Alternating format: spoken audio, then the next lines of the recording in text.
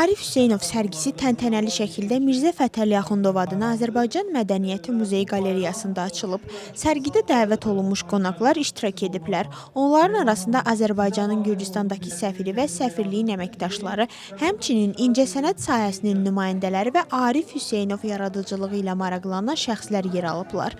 Sərgidə rəssamın əsərləri təqdim olunur. Bu əsərlər onun fərqli bədii baxışını və unikal üslubunu aydın şəkildə əks etdirir. Ekspozisiya 2 həftə davam edəcək. Giriş sərbəstdir və maraqlanan hər kəs sərgini ziyarət edib izləyə bilər. Bugün Tbilisi şəhərində Mirzə Fətəli Axundzadənin Mədəniyyət Mərkəzində Novruz Naxışlı adlı mənim fərdi sərgim olsunur. Və burada Tbilisi şəhərində mənim ilk sərgimdir.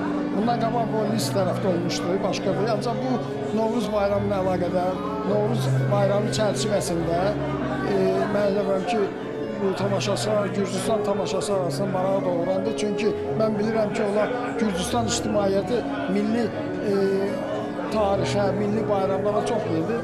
Mən çox şadam ki, özü də xoşbəxtəm ki, bugün biz Novruz bayramının ərəfəsində bu sərgini təşkil elədik. Sərgi Azərbaycanın xalq rəssamı, professor Arif Hüseynovun əsərlərinə həsr olunubdur. Çox istərdim ki, Gürcüstan əhalisi, Gürcülər də, Azərbaycanlılar da bilməyənlər də gəlsin Arif Hüseynovun işlərindən tanış olsun və Novruz bayramının ab-havasını burada hiss eləsinlər.